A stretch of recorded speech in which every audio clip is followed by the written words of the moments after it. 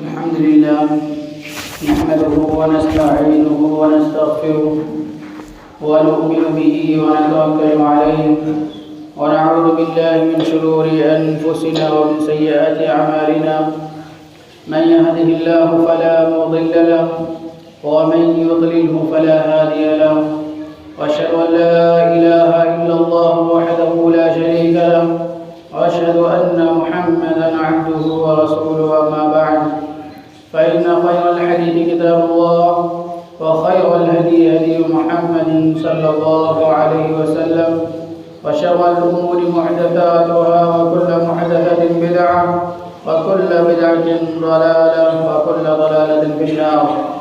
أعوذ بالله السميع العليم من الشيطان الرجيم. يا أيها الذين آمنوا اتقوا الله حق تقاته ولا تموتن إلا وأنتم مسلمون.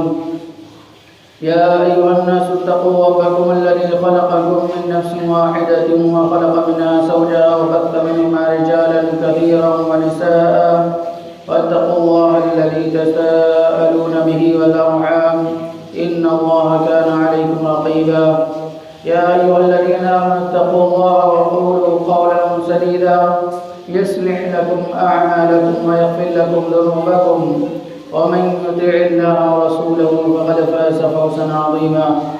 حاضرین جمعہ، قابل احترام بزرگوں، نوجوان ساتھیوں اور ملت کے پردہ نشین خواتین، تمام قسم کی تعریفات کی بڑائی اللہ وحدہ لا شریک خالق کائنات اور مالک ارض و سما کے لیے ہیں.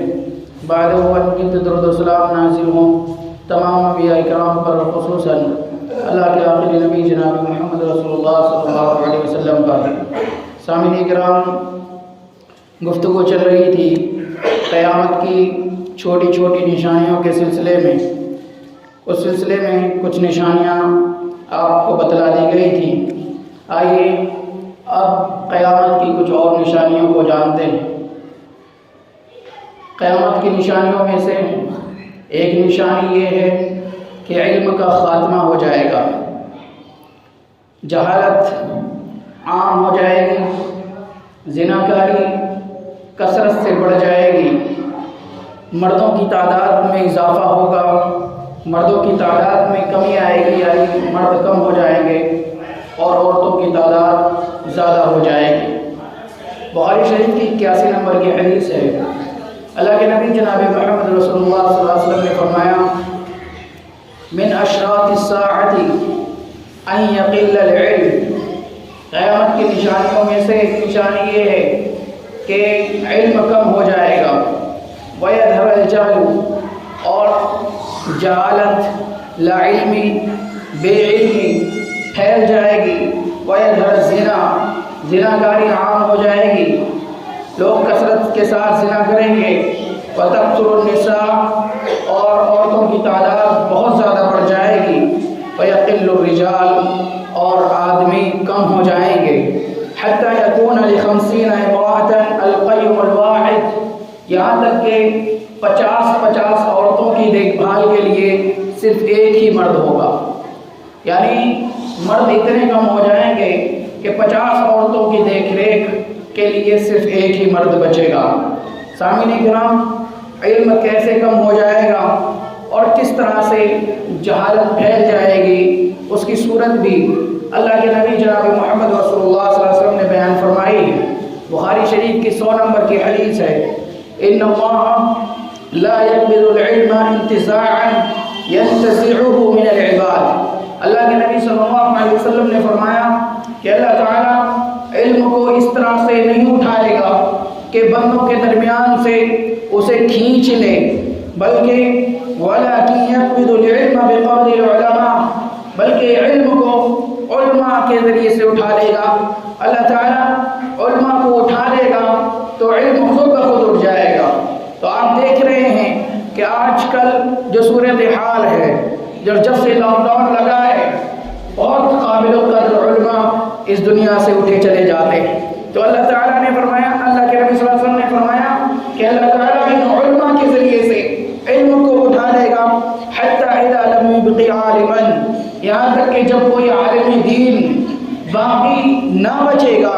اتخذ الناس رؤوسا جہالا، تو لوگ جاہلوں کو اپنا امام، اپنا پیشوا، اپنا مفتی یا اپنا سردار یا اپنا امیر، جو معنی آپ اس کا کر لیجئے، بنا لیں گے، اور پھر ہوگا کیا؟ فَسُئِلُوا، ان سے سوال و جواب کیے جائیں، ان سے لوگ مسئلے پوچھیں گے، فتوے پوچھیں گے، فَأَفْتَوْا بِغَيْرِ عِلْمٍ، اور وہ عالم یا وہ سردار یا وہ امیر یا وہ مفتی یا وہ مولوی جو علم نہیں رکھتا، بغیر علم کے فتویٰ دے گا، وہ لوگ بغیر علم کے سوال کا جواب دیں گے، فَضَلُّوا وَأَضَلُّوا، خود بھی وہ لوگ گمراہ ہوں گے اور عوام کو بھی گمراہ کریں گے۔ آج ایسا ہو رہا ہے، آج کی ڈیٹ میں علماء کی قدر و قیمت گھٹا کر کے علماء کو ختم کر دیا گیا ہے، علماء کی کوئی ویلیو نہیں، کوئی حیثیت نہیں۔ جس نے 14 سال لگائے، جس نے 20 سال لگائے، جس نے 25 سال لگا کر کے علم دین حاصل کیا، جس نے سوکھی روٹی کھا کر کے اور نہ جانے کیسے کیسے کھانے کھا کر کے اتنی قربانیاں دے کر کے علم دین حاصل کیا، قرآن کا علم حاصل کیا، حدیث کا علم حاصل کیا، فقہ کا علم حاصل کیا، اور دین کے جو دقیق مسائل ہیں ان میں گرفت مضبوط کی اور وہ عالم دین بنا، آج اس کو بالائے طاق رکھ دیا گیا۔ آج وہ لوگ جنہیں ہم اور آپ برادرز کے نام سے جانتے ہیں، بعض لوگوں کی یہ بات بڑی کھٹکتی ہے کہ یہ کون سی بات ہے کہ برادر کیا دین نہیں پھیلا سکتے ہیں؟ کیا وہ قرآن ہی تو بیان کر رہے ہیں، وہ حدیث ہی تو بیان کر رہے ہیں، وہ قرآن کا ترجمہ ہی تو ہمارے سامنے پیش کرتے ہیں، وہ حدیث سے ہی تو جواب دیتے ہیں۔ لیکن آپ اندازہ لگائیے، کیا دو ڈاکٹر ہیں آپ کے محلے کے اندر، آپ کے پڑوس کے اندر، دونوں کو آپ بھلی بھانتی جانتے ہیں، اچھی طرح سے آپ ان کے بارے میں علم رکھتے ہیں کہ یہ ڈاکٹر کہاں سے پڑھ کر کے آیا ہے اور یہ ڈاکٹر کہاں سے پڑھ کر کے بنا ہے۔ ایک ڈاکٹر کے پاس آپ 500 روپے فیس جمع کرتے ہیں صرف چیک کرنے کی، وہ دوائی الگ سے لکھ کر کے دیتا ہے، اور ایک ڈاکٹر آپ کے دیکھنے کا کوئی پیسہ نہیں لیتا، صرف دوائی کے پیسے لیتا ہے، لیکن آپ یہ جو فری میں دے رہا ہے، جو کم پیسے میں دے رہا ہے، اس کے پاس تشریف نہیں لے جاتے، آپ اس کے پاس جاتے جو 500 روپے فیس لیتا ہے۔ کیوں؟ کیونکہ آپ کو پتا ہے وہ فلاں کالج میں ڈاکٹر بن کر آیا ہے، دلی ہاسپٹل میں اس نے تعلیم حاصل کی ہے، جامعہ ہمدرد میں اس نے تعلیم حاصل کی ہے، اس نے علی گڑھ مسلم یونیورسٹی سے تعلیم حاصل کی ہے، وہاں سے ڈاکٹر بن کر کے آیا ہے، اور یہ جو دوسرا ڈاکٹر ہے یہ خود سے کتابیں پڑھ کر کے ڈاکٹر بن کر کے بیٹھ گیا ہے، یہ میڈیکل پہ رہتے رہتے ڈاکٹر بن کر کے بیٹھ گیا ہے، اس نے کہیں ڈگری والی تعلیم حاصل نہیں کی آج کی ڈیٹ میں جسے ڈاکٹر کہا جائے۔ اس لیے محلے کے سارے لوگ اسے جھوجا چھاپ ڈاکٹر کہتے ہیں، اس لیے کوئی اسے اپنا مریض دکھانے کے لیے نہیں جاتا، کوئی بھولا بھٹکا غریب پریشان حال جس کے پاس پیسہ نہیں وہ پہنچ جائے تو پہنچ جائے، لیکن حیثیت کا مالک انسان اس کے پاس نہیں جاتا، اور جو اس کو جانتا ہے اس کے پاس نہیں جاتا، کیونکہ اس کو پتا ہے نیم حکیم خطرے جان، اور یہ بات نیم ملا خطرے ایمان ہی بھول جاتے۔ تو جب ایک ڈاکٹر خود سے پڑھ کر کے جھولا چھاپ ڈاکٹر ہی رہتا ہے، تو ایک عالم دین جو خود سے پڑھ کر کے کیسے جھولا چھاپ عالم دین نہیں ہو سکتا ہے؟ پھر کیسے ہم اس سے اپنے دینی مسائل حل کروا سکتے ہیں؟ کیسے اس سے سوال و جواب کر سکتے ہیں؟ اس کو ہم جھولا چھاپ عالم دین کیوں نہیں کہتے؟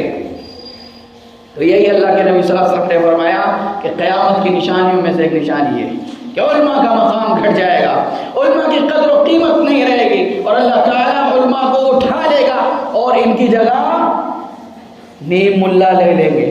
ان کی جگہ کون لے لیں گے؟ جنہیں علم نہیں، جنہیں سمجھ نہیں، جنہیں کتاب و سنت کی گہرائی معلوم نہیں، وہ اس منصب پر بیٹھ جائیں گے جس پر علماء بیٹھے ہیں، پھر لوگ ان سے سوال کریں گے اور وہ جواب دیں گے۔ ایسا نہیں، آپ دیکھ لیں بہت ساری مسجدوں کے اندر امام صاحب ہیں، محض حافظ قرآن ہے اور وہ امام بن گئے۔ بعض مساجد کے اندر صرف دوسری اور تیسری جماعت پڑھ کر کے لوگ امامت کر رہے ہیں، اور کوئی بھی عوام میں سے ان کے پاس پہنچ جائے سوال لے کر کے تو ہر ایک کا وہ جواب بھی دیتے ہیں۔ ایسا نہیں کر سکتے کہ وہ جواب نہ دیں کہ ہم اس کا جواب نہیں معلوم ہے، ہم معلوم کر کے دیں گے، نہیں، جب ان سے پوچھ لیا گیا ہے اب انہیں جو بھی پتا ہے وہ بولیں گے، ورنہ ان کی شان ہیٹی ہو جائے گی، امامت کا رتبہ گھٹ جائے گا۔ پتہ ہی نہیں ہے، تو انہیں اپنی شان بچانے کے لیے، عزت رکھنے کے لیے سوال کا جواب دینا پڑتا ہے، اور باقی جو، اس لیے اللہ تعالیٰ نے قرآن مجید میں فرمایا انما یخشی اللہ من عبادہ العلماء، اللہ تعالیٰ سے وہی لوگ ڈرتے ہیں جو علماء ہیں، جو علماء ہیں وہ اللہ کا ڈر رکھتے ہوئے سوال کا جواب دیتے ہیں۔ کیوں؟ امام مالک سے 40 سوال کیے جاتے ہیں۔ امام مالک 4 ائمہ میں سے ایک امام ہے، بڑے امام ہیں، انہوں نے ایک حدیث کی کتاب بھی لکھی ہے موطا امام مالک کے نام سے، جسے ہم جانتے ہیں۔ اتنے بڑے امام ہوتے ہوئے ان سے 40 سوال کیے جاتے ہیں۔ 40 سوال میں 36 کے جواب میں بولتے ہیں لا ادری، مجھے نہیں معلوم۔ کیا واقعی انہیں نہیں معلوم تھا؟ لوگ سوچ سکتے ہیں کہ اتنا بڑا امام ہوتے ہوئے، وقت کا امام ہے، سوال کیے جا رہے ہیں، ان کے جواب میں کہہ رہے ہیں لا ادری، میں نہیں جانتا، مجھے نہیں پتا، اور 4 سوال کے جواب دیتے ہیں، اور اس کے بعد بھی کہتے ہیں کہیں ایسا نہ ہو مجھ سے کوئی غلطی ہو گئی اور اللہ میری پکڑ کر لے۔ یہ ہوتے ہیں علماء۔ اور آپ برادر ایک تقریر کر رہے ہو، آپ پبلک میں سے 10 لوگ سوال کرنے کے لیے کھڑے ہو جائیں، سب کا جواب حاضر ہے، سب کا جواب حاضر ہے، پتہ نہیں کچھ بھی دینا ہو جواب دیں گے، جہاں دلیل نہ ہوگی وہاں عقل بھی لگا لیں گے۔ تو اس طرح سے اللہ کے نبی صلی اللہ علیہ وسلم نے فرمایا لوگ ان سے سوال کریں گے، وہ جواب دیں گے بغیر علم کے، خود بھی گمراہ ہوں گے اور دوسروں کو بھی گمراہ کریں گے۔ آج عوام کو سمجھایا جائے، نوجوانوں کو سمجھایا جائے، ارے بھائی قرآن تو بیان کر رہے ہیں، ارے حدیث تو بیان کر رہے ہیں۔ بھائی کھیتی کرنے والا ہی جانتا ہے کہ کمی کہاں ہو رہی ہے، جو کھیتی میں اس بار غلہ کم آیا ہے، کسان ہی سمجھ سکتا ہے۔ اب ایک عام انسان جسے کھیتی باڑی کی خاصے میں واقفیت نہیں ہے، اس سے پوچھ لو بھائی غلہ کم کیوں ہوا اس بار، وہ بتا پائے گا؟ وہ کہے گا یار میں نے پانی بھی لگایا، بیج بھی لگایا، یوریا بھی ڈالی، یہ بھی ڈالا، وہ بھی ڈالا، مگر پتہ نہیں کیوں کم ہو گیا۔ تو کسان ہی پتہ لگا سکتا ہے کہ غلہ کم کیوں ہوا، کمی کہاں رہ گئی۔ اس لیے ایک عالم ہی صحیح جواب دے سکتا ہے، علم دین جو رکھتا ہے، جو دین کی گہرائی رکھتا ہے۔ آپ کو تو اوپر اوپر کا پتہ چلے گا، ابھی کسی نے ترجمہ کر کے سنا دیے کوئی سوال کا جواب ہے، اس حدیث سے کیا کیا نکلتا ہے۔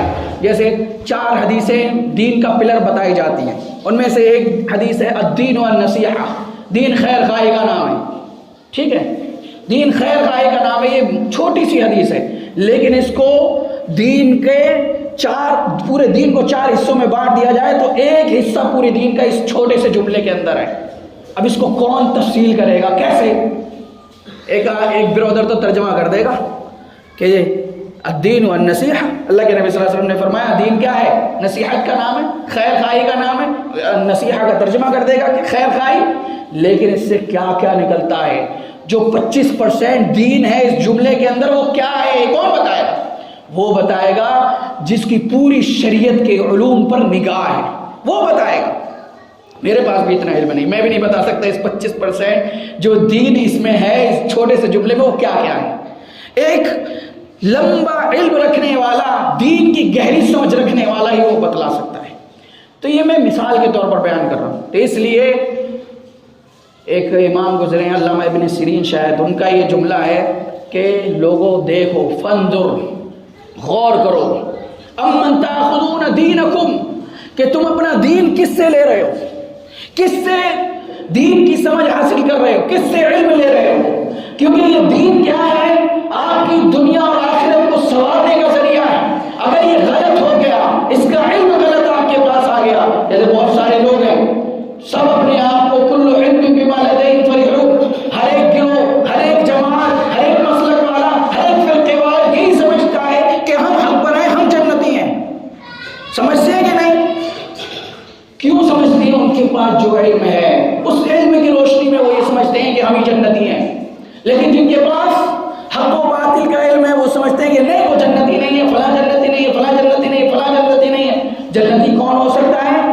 وہ ہو سکتا ہے جو اللہ اور اس کے رسول کے طریقے پر ہے، جو نبی اور صحابہ کے طریقے پر ہے، وہ جنتی ہو سکتا ہے۔ لیکن ہر ایک گروہ اپنے آپ کو جنتی سمجھ رہا، کیوں؟ کیونکہ اس کے پاس جو علم ہے۔ تو اس لیے علامہ ابن سیرین نے فرمایا کہ غور و فکر کرو کہ تم اپنا دین کس سے لے رہے ہو۔ امام بخاری جنہوں نے اتنی بڑی بخاری لکھی، ان کا معاملہ کیا تھا کہ کسی کے بارے میں جس سے حدیث لی ہے انہوں نے، تقریباً 2 لاکھ حدیثوں میں سے صرف 6400 کے لگ بھگ یا 6700 کے لگ بھگ حدیثیں انہوں نے صحیح بخاری میں درج کی ہیں، باقی ساری کی ساری ریجیکٹ کر دی، اپنی کتاب میں ان کو جگہ نہیں دیے۔ کیوں؟ وہ پتہ لگاتے تھے جس نے حدیث بیان کی ہے ان تک جو چین آئی ہے، جو سند آئی ہے، کتنے لوگ نبی صلی اللہ علیہ وسلم کے درمیان ہیں، یعنی اس حدیث کو بیان کرنے والے نبی صلی اللہ علیہ وسلم سے صحابہ نے سنا، صحابہ سے تابعین نے سنا، تابعین سے تابعین نے سنا، یہ 3 لائن ہو گئے ہیں، بیچ میں 3 واسطے آ گئے، بیچ میں 3 لوگ آ گئے۔ اب ان تینوں کی پوری زندگی پڑھتے تھے، پوری زندگی کھنگالتے تھے، اس کا پتہ نکالتے تھے، بایو ڈاٹا لیتے تھے، یہ کیا کرتا ہے، کیا اس کا زندگی گزارنے کا طور طریقہ ہے، کیا کیسے لوگوں کے ساتھ اس کا اٹھنا بیٹھنا ہے، کیسے اس کے معاملات ہیں، نماز کے معاملے میں یہ کیسا ہے، دین کے معاملے میں یہ کیسا ہے، کردار کیسا ہے، اخلاق کیسا ہے۔ اگر ذرہ برابر بھی کسی کے بارے میں شک ہو جاتا کہ یہ آدمی دین میں تھوڑی سی کمی ہے، اس کی حدیث نہیں لیتے۔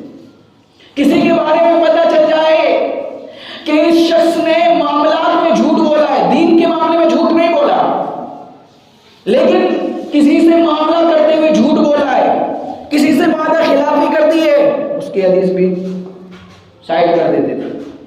تو اس طرح امام بخاری نے دین کو لیا اور ہم کو جو چاہتا ہے دین انڈیل کر دے دیتا، اور ہم کہتے ہیں واہ واہ بہت بڑھیا تقریر کی، بہت بڑھیا بیان تھا، ارے فلاں حدیث فلاں نمبر میں یہ بات لکھی ہوئی ہے، قرآن کی فلاں آیت میں فلاں آیت بیان فرمائی اور یہ بات لکھی ہوئی ہے، لیکن اس کا مطلب کیا ہے؟ مثال کے طور پر صحابہ کرام سے زیادہ عربی جاننے والا کون ہو سکتا ہے؟ کون ہو سکتا ہے؟ کوئی ہو سکتا ہے؟ عربی زبان میں قرآن مجید نازل ہوا، عربی زبان عربوں کی زبان ہے، ان سے زیادہ تو کوئی اس زبان کو سمجھ نہیں سکتا۔ جیسے ہم اردو جانتے ہیں، اردو بولتے ہیں، ہم سے زیادہ کوئی اردو نہیں سمجھ سکتا جو اردو نہیں جانتا۔ ایک انگریز اردو ہم سے زیادہ سمجھ سکتا ہے؟ نہیں سمجھ سکتا۔ تو جو عربی جانتا ہے اس سے زیادہ کوئی عربی سمجھ سکتا ہے؟ نہیں سمجھ سکتا۔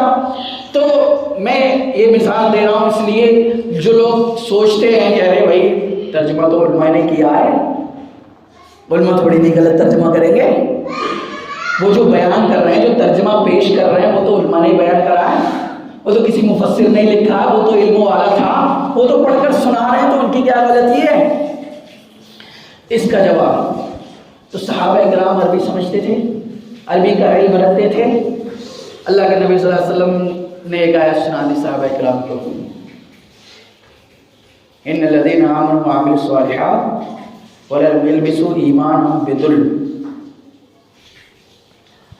اسی طرح سے آیت ہے اسی کے مفہوم میں کہ وہ لوگ جو ایمان لے کر کے آئے اور انہوں نے ایمان کو ظلم کے ساتھ نہیں ملایا، اولئک هم المهتدون، وہی ہدایت والے، وہی کامیاب ہے، وہی ہدایت والے ہیں۔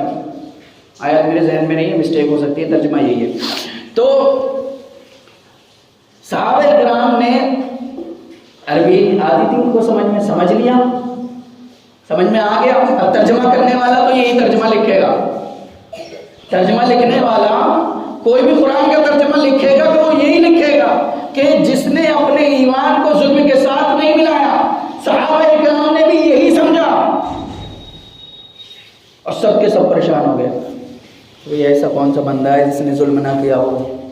کہیں نہ کہیں تو ظلم ہو ہی جاتا ہے، تو اب تو ہم ہدایت والے نہیں ہو سکتے، اب تو ہم جنتی نہیں ہو سکتے، تو سارے عمل ہمارے برباد ہیں، پریشان ہو رہے ہیں۔ ہدایت کس کے پاس آئے؟ استاد کے پاس آئے، پیارے نبی جناب محمد رسول اللہ صلی اللہ علیہ وسلم کے پاس آئے۔ پھر آپ صلی اللہ علیہ وسلم نے بتلایا کہ یہاں جو ظلم ہے، ظلم سے مراد شرک ہے، وہ ظلم نہیں ہے جو تم سمجھ رہے ہو، یعنی ترجمے سے جو تم نے سمجھا ہے وہ ترجمہ یہاں مراد نہیں ہے، یہاں مراد کچھ اور ہے۔ تو یہ استاد بتلائے گا کہ کس آیت میں کیا ہے، کس حدیث کا مفہوم کیا ہے، کس جملے کا مطلب کیا ہے، اور جو بغیر استاد کے صرف ترجمہ پڑھ کر کے تقریر کرنے لگ جائے، اس کے بارے میں کیا فرمایا؟ بخاری شریف کی 100 نمبر کی حدیث پڑھ لو، لوگ ان سے سوال کریں گے، وہ بغیر علم کے جواب دیں گے، فَضَلُّوا فَأَضَلُّوا، وہ بھی گمراہ ہوں گے، وہ بھی گمراہ ہوں گے۔ اسی طرح سے اللہ کے نبی صلی اللہ علیہ وسلم نے قیامت کی نشانیوں میں سے ایک نشانی بیان فرمائی کہ زناکاری عام ہو جائے گی، لوگ کثرت کے ساتھ زنا کریں گے، یہاں تک کہ زناکاری اس طرح سے عام ہوگی کہ لوگ سڑکوں پر راستوں میں زنا کرنے لگ جائیں گے۔ مسند ابی اعلیٰ کی حدیث نمبر 6183 ہے اور سلسلۃ الصحیحہ کی 11868 نمبر کی حدیث ہے۔ اللہ کے نبی صلی اللہ علیہ وسلم نے فرمایا والذی نفسی بیدہ لا تفنا هذه الامہ، کہ اس ذات کی قسم جس کے ہاتھ میں میری جان ہے کہ یہ امت ختم نہیں ہوگی یہاں تک کہ یقوم الرجل الی المرأة فیفترشها فی الطریق، کہ آدمی عورت کے پاس جائے گا اور راستے میں اسے لٹا کر کے زنا کرے گا، فیقول خیارکم یومئذ من یقول، اور اس وقت کا جو سب سے دیندار خیر والا آدمی، سب سے بہتر آدمی وہ ہوگا جو یہ کہے گا لو رأیتها وراء الحائط، کہ کیا ہی اچھا ہوتا، کیا ہی بہتر ہوتا کہ تو سڑک پر زنا نہ کر کے اس دیوار کے پیچھے چلا جاتا، اس دیوار کے پیچھے جا کر کے زنا کر لیتا۔ یعنی روکے گا وہ بھی نہیں، اس قدر زنا عام ہو جائے گا۔ اور آج زناکاری عام ہو چکی ہے، ہم اور آپ اس سے اچھی طرح واقف ہیں۔ گھر گھر کی یہ کہانی ہے، چاہے غیر شادی شدہ حضرات ہوں چاہے شادی شدہ حضرات ہوں، زناکاری میں مبتلا ہیں۔ غیر شادی شدہ حضرات اس لیے کیونکہ بڑی پابندیاں ہیں نکاح کے لیے، نکاح کو اتنا مشکل کر دیا، نکاح کرنا ہے تو گھر بھی چاہیے، نکاح کرنا ہے تو نوکری بھی چاہیے، نکاح کرنا ہے تو یہ بھی چاہیے، وہ بھی چاہیے، چیز بھی چاہیے، کپڑے بھی چاہیے، یہ وہ فلاں فلاں فلاں، بہت لمبی فہرست ہے، اور اس فہرست کو پورا کرنے کے لیے ایک زندگی چاہیے، اور زناکاری کرنے کے لیے کچھ نہیں کرنا ہے، بس لڑکا لڑکی راضی تو کیا کرے گا قاضی، بس زنا اتنا آسان، اور نکاح جو سنت ہے، جس کو آسان بنایا گیا، جس کے بارے میں کہا گیا اللہ تعالیٰ نے فرمایا کہ تم میں سے جو بھی مرد بالغ ہیں، تمہارے جو بھی بچے بالغ ہیں، یہاں تک کہ تمہارے غلاموں میں بھی جو بالغ ہیں ان کا نکاح کر دو، اگر وہ محتاج ہوں گے، ضرورت مند ہوں گے، اللہ تعالیٰ ان کی ضرورتیں پوری کرے گا، اللہ انہیں مالدار بنا دے گا۔ اللہ نے کہا کہ نکاح کرو، مالدار ہم بنا دیں گے، لیکن ہم کہتے ہیں پہلے مالدار بن جاؤ، نکاح بعد میں کرنا ہے، جب تک زنا کرتے ہو۔ سب کو پتا ہے، باپ کو پتا ہے بیٹا زنا کر رہا ہے، کوئی بات نہیں، زمانے میں ہو جاتا ہے، اب بیٹی کر لے تو بڑی بدچلن ہے، تو نے تو باپ کی ناک کٹوا دی، بیٹی کرے تو کوئی بہت بڑا جرم کر دیا، اور بیٹا کرے ارے خوشی کی بات ہے، یہ تو چل رہا ہے، ارے جس کے ساتھ کرا وہ بھی تو کسی کی بیٹی ہے، وہ بھی تو کسی کی بہن ہے۔ اللہ تعالیٰ نے قرآن مجید سورہ اسراء کے اندر آیت نمبر 32 میں فرمایا وَلَا تَقْرَبُوا الزِّنَا إِنَّهُ كَانَ فَاحِشَةً وَسَاءَ سَبِيلًا، زنا کے قریب بھی نہ جاؤ کیونکہ یہ بہت برا راستہ ہے اور صراط مستقیم سے ہٹنا ہے، گمراہی ہے۔ جو زنا کاری میں ڈوب جائے اس کے چہرے پہ نحوست طاری ہو جاتی ہے، وہ پاک نہیں رہتا، جب پاک نہیں رہتا تو عبادت کے قریب آئے گا۔ یہ زنا کاری بہت بڑا جرم ہے، قریب تک جانے سے منع فرمایا۔ اور پھر میں نے وہ حدیث سنائی تھی بخاری شریف کی 7047 نمبر کی، اللہ کے نبی صلی اللہ علیہ وسلم نے جہنم کے اندر، عالم برزخ کے اندر دو زناکار عورتوں اور مردوں کو دیکھا، ایک دم ننگے ہیں، اور گھر کیسا ہے آگ کے تنور کی طرح، آگ کی لپٹیں آتی ہیں اور نیچے سے ان کی شرمگاہوں کو لگتی ہیں، اور وہ چیختے ہیں، چلاتے ہیں۔ یہ زناکاروں کی سزا ہے۔ اگر زنا کرنے والا بغیر توبہ کیے مر گیا تو یہ سزا سے اسے دوچار ہونا پڑے گا، اور اسلامی حکومت ہو تو غیر شادی شدہ کی یہ سزا ہے کہ اسے 100 کوڑے بھری محفل میں مارے جائیں، تاکہ دوسرا زنا کرنے والا بھی یہ سوچے کہ اگر اس نے کیا تو اس کے ساتھ بھی حشر ہوگا، اور جس کی شادی ہو گئی ہے اس کو تو سماج میں جینے کا کوئی حق ہی نہیں ہے۔ کہا کہ اس کو گڈھا کھود کر کے گردن تک گاڑ دیا جائے اور سر پر پتھر مار مار کر کے اسے ہلاک کر دیا جائے، یہ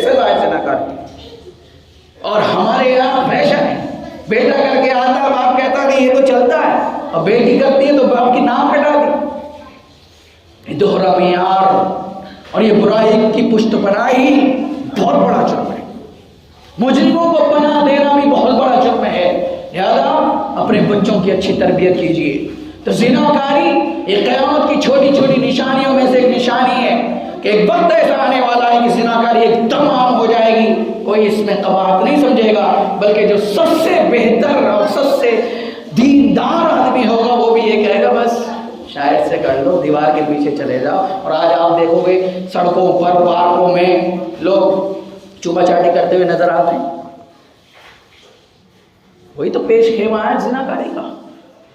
ہماری بہنیں جن کے رشتے ہو گئے شادی سے پہلے پتہ نہیں کہاں آ جا رہی ہیں اپنے ہونے والے شوہر کے ساتھ، اور گھر والوں کو سب پتہ ہے، کوئی بات نہیں رشتہ تو ہو گیا ہے، لیکن بھائی رشتہ ہو گیا ہے تو نکاح تھوڑی نہیں ہو گیا ہے۔ پوچھا جائے گا، سوال ہوگا، کلکم راع و کلکم مسئول عن رعیتہ، تم میں کا ہر ایک ذمہ دار ہے، ہر ایک سے اس کی ذمہ داری کے بارے میں پوچھا جائے گا، سوال کیا جائے گا۔ تمہارے بچے تمہارے سامنے ایسا کر رہے تھے، تم کیا کر رہے تھے؟ تم نے لگام کیوں نہیں کسی تھی؟ تم نے کیوں انہیں چھٹا بیل کی طرح چھوڑ دیا تھا؟ کیا جواب دو گے بتاؤ؟ پوچھا جائے گا، پوچھا سب سے جائے گا، بچے گا وہی جس کے پاس صحیح جواب ہوگا۔ اس لیے دیکھ کر کے اندھے نہ بنو۔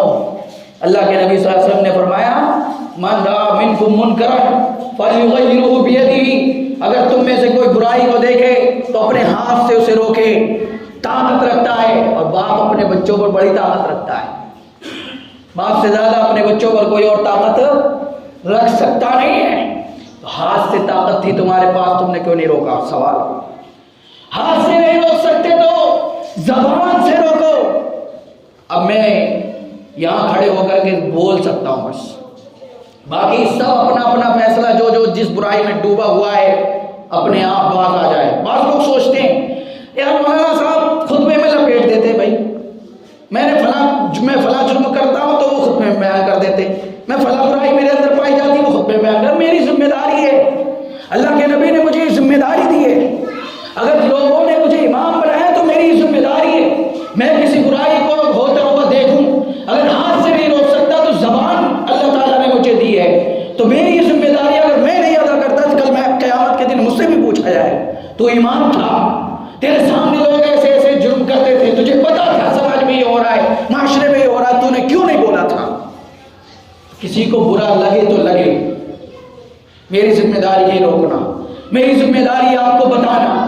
اللہ کے نبی صلی اللہ علیہ وسلم کی بھی ذمہ داری یہی تھی، اللہ کے نبی نے تو یہاں تک فرمایا کہ میں تو لوگوں کی کمر پکڑ پکڑ کر ان کو جہنم میں جانے سے روک رہا ہوں، لیکن وہ مجھ پر غالب آ جاتے ہیں اور جہنم میں پڑے چلے جاتے ہیں۔ تو برا مانے نہیں، یہ بہت بڑا کام ہے اگر کوئی آپ کی برائی بتلا دے اور آپ اس کی اصلاح کر لیں، آپ جنتی بن جائیں۔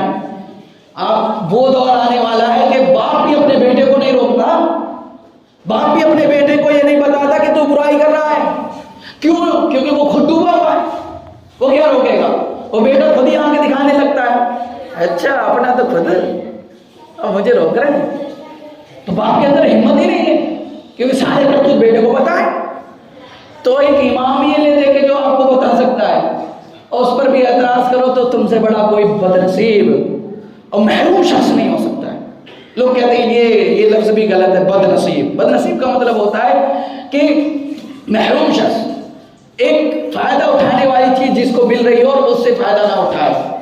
تو لفظوں میں لوگ الجھ جاتے ہیں، پوری تقریر میں کیا بیان کیا، کون سی آیت پیش کی، کون سی حدیث پیش کی، اس سے ہٹ کر کے ارے انہوں نے بولا غیرہ غیرہ متو خیرہ، یہ فلاں فلاں فلاں، لفظوں میں اچھل۔